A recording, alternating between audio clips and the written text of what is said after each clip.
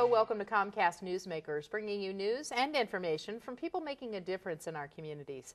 I'm Beverly Weaver, and joining me now is Laura Gabbay, Executive Director of Project WISE. Welcome, Laura. Thanks for coming in. Thank you, Beverly. Let's begin with what WISE stands for. Project WISE is an acronym. Tell me what it means. Project WISE stands for the Women's Initiative for Service and Empowerment. Okay. How long has your organization been around, Laura? We were founded 15 years ago in 1995, about the same time that the last federal legislation was passed for welfare reform. And in terms of what you're really working to do, you're helping women become more financially stable and really make their way in the world. Yes, exactly. What makes us a little bit different from other women's organizations that work in this field is we use an empowerment model to provide opportunities for women on an individual level to reach their economic and their personal goals, but we also, through our Women's Leadership Program, help them get involved in their community on a broader perspective, so to affect systemic change, affect public policies that might affect them, and so forth. Yeah. In terms of specific programs that you offer in the community and have women participate in, Laura, what are some of the highlights of what you do? Well, we basically have three program areas. We do provide individual and group counseling. So if a woman is feeling overwhelmed, or she's depressed or anxious, and oftentimes she's going through a technical job training program, sometimes we can offer individual counseling that helps her make that transition. And we also offer an adult mentoring program. So if a woman is interested in being paired with a mentor or volunteering as a mentor, that provides that one-on-one relationship for about 6 months.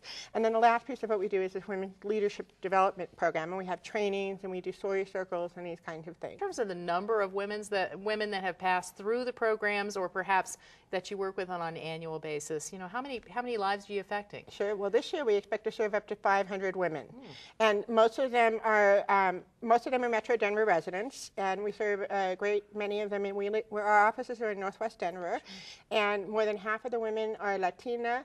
We offer services in Spanish, and we also offer them in English. Yeah.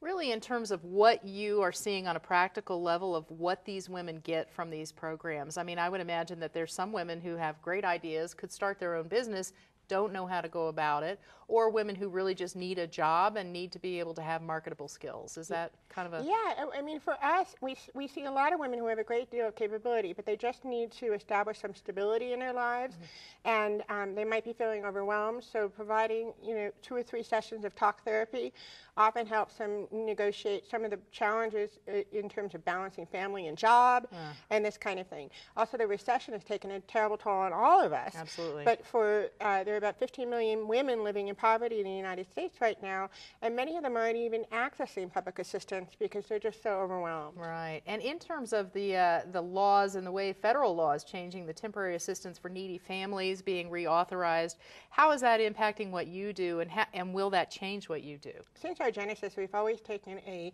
positive stance on post-secondary education, and when the legislation was passed in 1996, it actually was more of a work-first platform, and so many women had to drop out of college and postpone post-secondary education.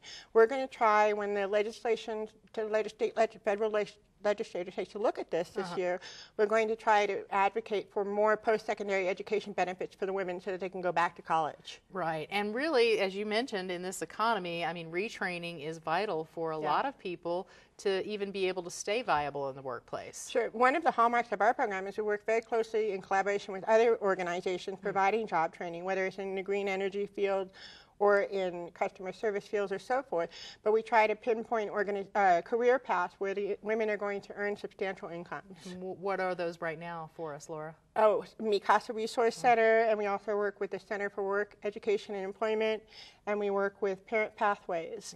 So those are the chief ones. We've also developed a new relationship with Warren Village. Yeah, and what kind of careers are people focusing on, the women that you're working with? Well, most of the women we're working with is probably a blend. If they're in post-secondary education, they might be doing an hourly job and trying to work towards getting a professional job when they finish their college degree. Okay.